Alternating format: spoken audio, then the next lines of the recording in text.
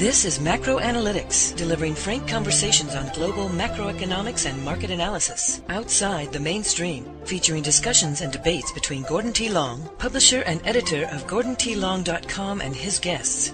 The content of this discussion is strictly the opinion of the participants. It is in no way a solicitation for business, nor is it to be considered investment advice of any sort. Always consult a registered investment advisor before making any investment decision.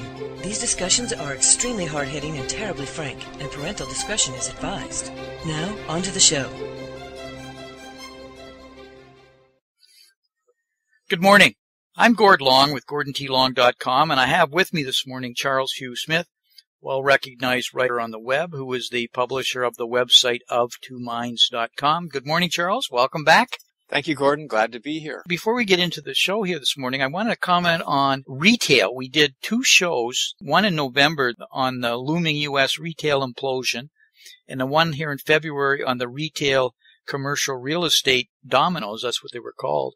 And then yesterday, Staples comes out and announces it's closing 225 stores, which is about 16% of its total stores, because customers, that is small business, aren't buying. Does this tell us the problem? Sounds like we were quite prescient in our programs. I think these are the early signs of the avalanche that we saw that was coming. One of the arguments we had is because of technology, because of the advancements in robotics and various uses of technology, it's moving into retail.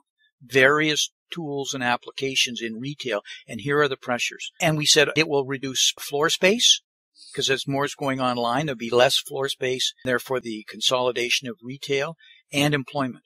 And here's Staples echoing exactly that, and their competition was saying the same thing. They haven't come out with their earnings, but they're warning, so it's right across the industry. So what's going to be their response?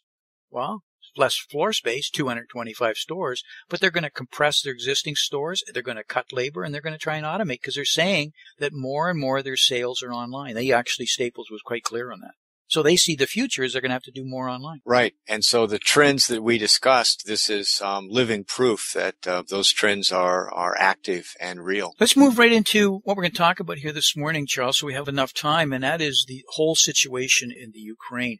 You've written a number of articles, and I've done some work on this, so I think we can really integrate it. But I think our listeners need to appreciate that Ukraine is just not some appendage to Russia. We're talking about something that is almost the heart of Russia. And if you look at on the left, there's 145 million people in Russia. 44 million live in the Ukraine, a little less than a third. This is a huge population center. You know, you look at it as a percentage of the gross domestic product, Ukraine is not that rich relatively, but you need to understand 2 points. All of the oil and gas goes through it, so they get a fee for it, but it's the whole basis of Russia's economy with Ukraine as a transit. And the other part is Ukraine is the breadbasket of Russia. So the food that's produced there is central because most of the Russia has such a short growing season. And the big problem underneath this, Charles, as you recall, is food prices. Food prices going through the roof. So the Ukrainians growing wheat and are having food problems. It's more than just wheat. So it's a crushing issue. And on the right-hand side, people need to really understand this blue. These are Russians. They're not Ukrainians. They're Russian passport-carrying citizens who have now been part of Ukraine. And the Crimea is one of the biggest military places in all of Russia. There's 325 naval ships stationed on the Crimea because, as you see on the left with this little red box, it's the access point by water to the whole southern part of Russia. And as you can see from Belarus all the way through these former Russian peripheral countries, it's been strategically centered for defense against the West and the defense against NATO.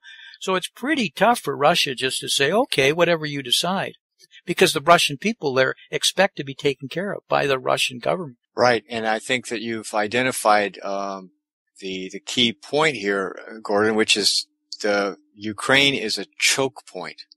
It's a critical piece of the energy puzzle, the economic puzzle, and the military puzzle of Europe and Russia. It is so strategic that I think a lot of the discussions are being completely lost. That is why in the Crimea, the parliament has voted to leave Ukraine and become part of Russia. Parliament's voted to accept and want the Crimea to come back to them, and they're trying to have a national, when I say national, Crimean referendum to exit. Remember, Charles, too, that the Crimea was always part of Russia proper. But it was Khrushchev in the 50s that, as a Ukrainian himself, the only leader I believe that was ever Ukrainian, and it was reported he was drunk when he did it and took no more than 15 minutes to make the decision. That's called a totalitarian state. But he decided that Crimea should be part of the Ukraine, and being a dominant military presence, and the Russians would be part of it. So it was just, and it didn't mean anything back in the 50s, the height of the Cold War. It was just all part of Russia. But today, with them breaking apart, and the Ukraine having economic problems, serious economic problems as a total entity, they really put us in a bidding war where the EU wants to give them money, Russia wants to give them money, and they're going to need the money because they're fundamentally bankrupt. Right. What I wanted to do this morning, Charles, is you've written quite a number of articles that come at this from a little different perspective, and I thought we'd tie them together, that it's more than just Ukraine and Syria.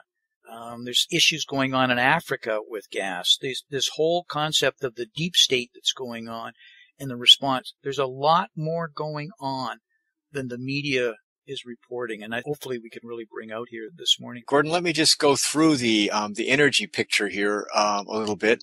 And as your chart shows, the Ukraine is basically the pathway for all the pipelines that run between Russia and Europe. So Russia supplies the natural gas. Europe is its major customer. And many of the European countries are almost totally dependent on Russia for their natural gas. And so there's several developments in the region that we need to be aware of.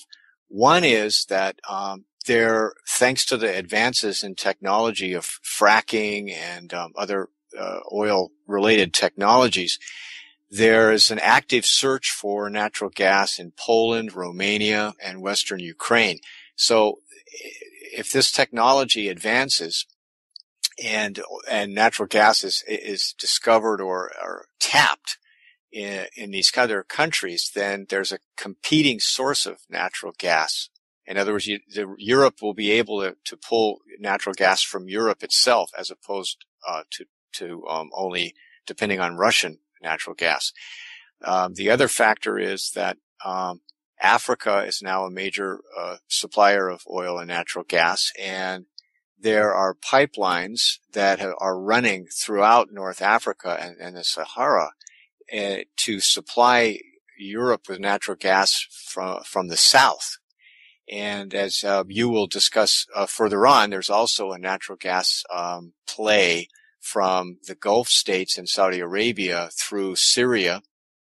And so what we need to understand is Europe is sort of in a tough spot here, and it's we can refer back to China's rare earth play a few years ago when China declared, well, guess what? We're not shipping any of our rare earth minerals out of China. We're going to keep it for ourselves. And there was a global panic as people had become dependent on China's rare earth minerals. And so as a result, everybody started opening rare earth mines and seeking other sources. And so that's kind of what's happening with Russia, is that they've been the dominant supplier of natural gas to Europe. And now Europe is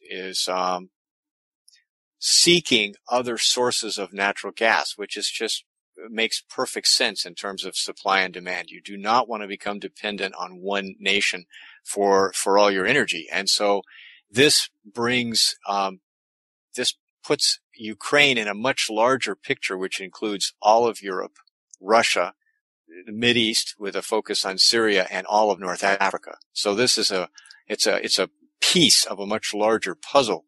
And one last thing I want to mention is, LGN, which you've described, liquid natural gas. This is the technology by which natural gas is liquefied at very cold temperatures and then shipped across the seas in special ships and then offloaded. And so this is another alternative to pipelines. I did a series of shows, Charles, with F. William Engdahl, looking at geopolitics and geostrategies, and I did them last fall, and I encourage our listeners to view both of them. And the discussions we got into then was how absolutely strategic this area was for many reasons. A lot of these were military. The SDIs, the Star Wars, SDI, what it meant, first strike capabilities, and so the whole ability of projecting military presence and what it meant economically. And that is going on. And Ukraine is absolutely, and the Crimea is central to that play. So you combine that with the gas issues, it's a phenomenal ignition point here. I don't think people understand that Syria and what is going on there is fundamentally about building a pipeline that would come up from Saudi Arabia, Qatar, that have the LNG and through to Turkey and into the pipelines. And Turkey's built a whole series of LNG facilities that will allow that to happen. But it needs liquid natural gas. And Syria is the straightest way of doing it rather than trying to go around it. So you've got these competing situations right now, and the United States is heavily involved in all of them. But if they go through, it reinvents the whole Middle East, Charles. Not just from a natural gas, but also what's happening with oil itself, too, and what's happening with its transit points. Because it was all about Georgia and comes through the Black Sea. And you have people are not fully realize that Israel itself has made a major pipeline to allow it to take out oil in the Bay of Aqaba, which would bypass the Suez Canal. And if we have more Egyptian problems, all of a sudden your whole transit point of oil changes. And this is what's going on from a military. So the Crimea decisions, separating from Ukraine and what happens in Ukraine and who they decide to go with, whether it's going to be the EU as an entity or Russia, it is actually central to Russia's survival, Charles. Let's talk about a little bit of that. I know you've covered it elsewhere, that in general, we can say that the U.S. and Western Europe, which is combined in the alliance called NATO, that NATO has been sort of pressuring Russia, at least from the Russians' point of view, by either neutralizing or befriending or creating like commercial ties with the former Soviet countries, Poland and Romania and so on, the Eastern European nations. NATO's been sort of, if not making outright membership, they've been making ties to Western Europe. And this, of course, feels threatening to Russia. And so there's this sort of long-term geopolitical jockeying for influence in Eastern Europe. And the Russians, of course, have the energy. And so they've been playing that card very heavily. And I have a Polish contact, and he says that Poland pays considerably more for each unit of natural gas than Germany does. And so Russia has been playing its energy cards hard and fast. And so Europe is desperate to find sources that get it out from underneath the Russian boot on its neck, if you will, in terms of energy. And of course, I want to point out here, every country seeks its own advantage and plays politics to its own vital interests. And so, of course, Russia has the leverage with energy, and of course, it's going to play that leverage to its best benefit. And the U.S. Does the exact same thing, and so does every other country on the planet. So this is not surprising. But so I think we're looking at this choke point in Ukraine as part of an ongoing, large-scale, multi-decade geopolitical tension between Europe and Russia, with Eastern Europe kind of in play. Your point on Poland and the cost they're paying, 25% of all the energy actually ends up in Germany. That's why Merkel is so active right now and is taking a whole different position, because she knows what it would mean economically to Germany if these energy prices shot up on them. That would be a big problem. And, you know, in the agreements that blew up here between the EU and the Ukraine, and why Russia was so upset, and it got absolutely no attention in the Western press, the small print was really about NATO's presence in the Ukraine. And that was the strings that came with it. So effectively, NATO was going to start putting military forces in the Ukraine. Now, if you were Russia, you'd be just a little upset about it, especially when the Crimea is your biggest military base, and you might even be pushed out of that, though there's a long-term lease on it, and I don't know what would happen up in there. So something's going to break. I believe it's going to come down actually to money. This is not going to be solved militarily. It's going to be a lot of political jockeying. It's going to come down to money. And I think that, I got a chart here. This is not the first time something like this happened. This happened very similarly with oil and Georgia, of trying to take oil from the Caspian and move it across through two different ways, but also through Turkey, never mind on the northern side. But in Georgia, what really brought Russia to its knees, and these charts show it, they're showing what happened from the Georgia event until various lengths of time after, various months, weekdays, etc. Shorter lines are showing what's happening currently. And in every case, economically, it was almost a disaster for Russia. And Russia is not as strong as it was then. If you had falling energy prices for any kind of reason, or a weakening ruble, Russia would very much feel it. This could be a real death blow to Russia. And I'm sure Putin and the Russian politicians feel it right now. What do you think the response will be? Gordon, I think this your charts are excellent because they show that Russia has a lot of assets in terms of energy, but it's financially vulnerable because it has become part of the global economy. And when it was the Soviet Union, it was pretty much separated from the global economy. And this brings up a point that I was discussing, and I'm not claiming any special knowledge here. Or predicting anything, but the U.S. deep state, which we can kind of is the term everybody uses for the intelligence community, the Pentagon, deep diplomatic work, and research and development, all the parts of the U.S. government which act and make decisions outside of the legislative view. The deep state, of course, is jockeying for the best position for the U.S. And so the U.S. has an asymmetric advantage here. And when we talk about warfare, we say asymmetric warfare. That means when the side that doesn't have the conventional power uses some sort of leverage that is unconventional to even the battleground, or to take advantage of a loophole. And what the U.S. has is it controls the global banking system. And so all these Russian oligarchs who are, multimillionaires and billionaires who support Putin, their money is in the West, and it's in the Western banking system. And so they are vulnerable to all kinds of things happening, like what happened in Cyprus, where the bail-in, of course, took out a lot of that Russian wealth. And Russia does not have the same kind of leverage over the U.S. So I would sort of summarize and say Russia has leverage in its vast energy resources, but the U.S. has all these sort of asymmetric advantages in the banking sector. Exactly. And they're going to use those as weapons. But it's also the United States as Achilles' heel, and which is what the whole geopolitics is about, and that is the petrodollar.